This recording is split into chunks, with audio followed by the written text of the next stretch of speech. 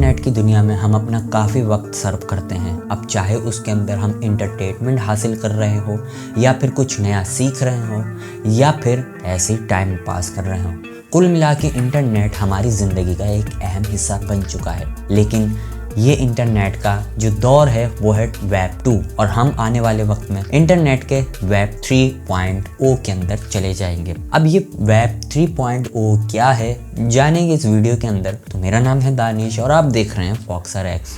क्या हो कि इंटरनेट की दुनिया के अंदर हमारा डेटा सिक्योर हो जाए, हम एनोनिमस हो जाएं, हमें कोई ना जान पाए, ना ही हमारे अकाउंट की ज़्यादातर मालूमात किसी के पास मौजूद हों। बिल्कुल ऐसा ही वेब 3.0 के अंदर होने जा रहा है। लेकिन ठहरिए, उससे पहले हम जाते हैं इंटरनेट के उस पुराने दौर के अंदर जहां पर वेब 1 थी, यानी कि वो दौर जिस दौर के अंदर हर किसी के पास इंटरनेट मौजूद नहीं था। और इंटरनेट क्या था, वो सिर्फ इतना ही था कि जितना आपका न्यूज़पेपर। जी हाँ, हम 91 और 92 या फिर 2004 तक किसी भी इंटरनेट के पेज पर जाते थे तो वहाँ एक वेबसाइट होती थी और उसके अंदर सिर्फ एक टेक्स्ट होता था। ना ही कोई वीडियो होती थी, ना ही कोई तस्वीर होती थी। हम सिर्फ टेक्स्ट को पढ़ा करते थे और वापस आ जाया करते थे। लेकिन आहिस्ता आहिस्ता वक्त बदलता चला गया। 2005 आया, 6 आया, और फिर इंटरनेट का एक नया दौर शुरू हुआ जो था वेब 2.0। जी हाँ, और वेब 2 के अंदर हमें बड़ी बड़ी एप्लीकेशन सॉफ्टवेयर्स देखने को मिले और अभी तक मिलते ही चले जा रहे हैं, जैसे कि यूट्यूब, फेसबुक, इंस्टाग्राम, टिकटॉक और बहुत से ऐसे प्लेटफॉर्म्स जिनके अंदर हमें इंटरटेनमेंट भी किया जाता है और काफ़ी सारी जानकारी, मालूमात और सीखने को मिलता है।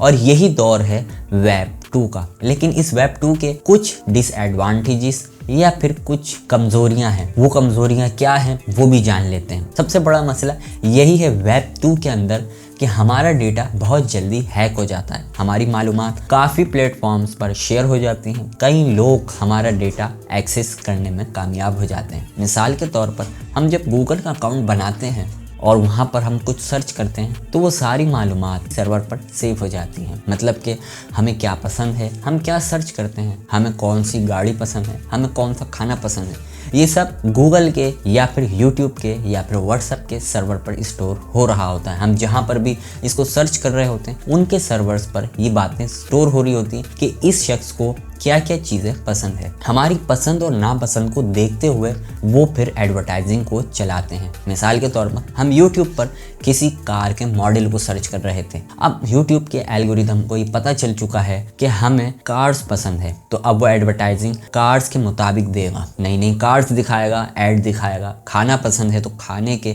नए नए रेस्टोरेंट्स की मालूमात या इश्तेहार दिखाना शुरू कर देगा। और यही है हमारे डेटा का इस्तेमाल। यही नहीं बल्कि कुछ हैकर्स हमारे डेटा को हैक भी कर लेते हैं और हमारी सारी जानकारी हासिल करके डार्क वेब पर भेज देते हैं। कुल मिला के हमारा ये इंटरनेट वेब 2 सेंट्रलाइज है, मतलब कि ये किसी न किसी सर्वर पर स्टोर होता रहता है। हमारी सारी मालूमात किसी एक सर्वर पर, या तो फेसबुक पर हैं तो फेसबुक के सर्वर पर, व्हाट्सएप के सर्वर पर, इंस्टाग्राम के, गूगल के, यूट्यूब के, जिस प्लेटफॉर्म पर है वहाँ कहीं ना कहीं हमारी सारी जानकारी सेव हो रही है और उसको आगे फॉरवर्ड कर दिया जाता है या फिर उसका इस्तेमाल कर लिया जाता है। मतलब कि हमारा कोई कंट्रोल नहीं है और यही है वेब 2 के अंदर हमारी सबसे बड़ी कमज़ोरी। लेकिन जब हम वेब 3 के अंदर जाते हैं तो वहाँ पर हमें ये देखने को नहीं मिलता, बल्कि वहाँ पर हमारा डेटा सिक्योर हो जाता है, क्योंकि वेब 3 की जो बेस है जिस पर खड़ा है वो है ब्लॉकचेन। जी हाँ, वेब 3 के अंदर ब्लॉकचेन का इस्तेमाल किया गया है। अगर आप नहीं जानते ब्लॉकचेन क्या है तो आप मेरी ये वीडियो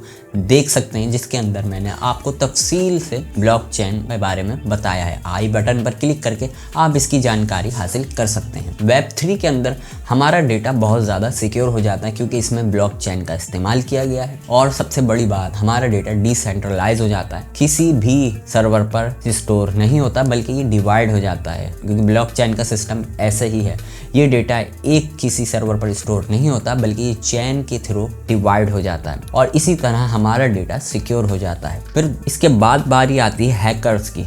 ये डेटा क्योंकि ब्लॉकचेन पर है तो वेब 3 के अंदर हैकर्स के लिए बहुत बड़ा मसला बन जाता है। उनको हैकिंग करने में किसी के अकाउंट को बहुत परेशानी हो सकती है और ये बिल्कुल इम्पॉसिबल है। वेब 3 के अंदर आपका डेटा किसी भी साइबर अटैक के अंदर नहीं आने वाला। और फिर उसके बाद जो भी आप इंफॉर्मेशन शेयर करेंगे, जैसे व्हाट्सएप से आप किसी से बात कर रहे हैं, तो ये पेयर टू पेयर शेयर होगी, मतलब स्टोर नहीं होगी और ये बहुत ही ज़्यादा सिक्योर हो जाएगा। आप क्या बात कर रहे थे, कुछ भी नहीं। ये बिल्कुल ऐसा ही है जैसे डार्क वेब पर कोई भी मालूमात तीसरे बंदे के पास नहीं जाती, पेयर टू पेयर चलती है। बिल्कुल इसी तरीके से Web3 के अंदर भी आप पेयर टू पेयर कनेक्शन बनाते हैं और इसी तरीके से Web3 के अंदर आप काफ़ी ज़्यादा स्ट्रॉन्ग हो जाते हैं देन Web2 के मुकाबले में। लेकिन ये बात याद रहे कि Web3 को अभी किसी ने भी इस्तेमाल नहीं किया है, इस पर काम जारी है और आने वाले वक्त के अंदर इसको लागू करने की कोशिश की जाएगी। लेकिन इसके अंदर काफ़ी मुश्किलात हैं, काफ़ी लोगों के एतराज़ात हैं, जिसकी वजह से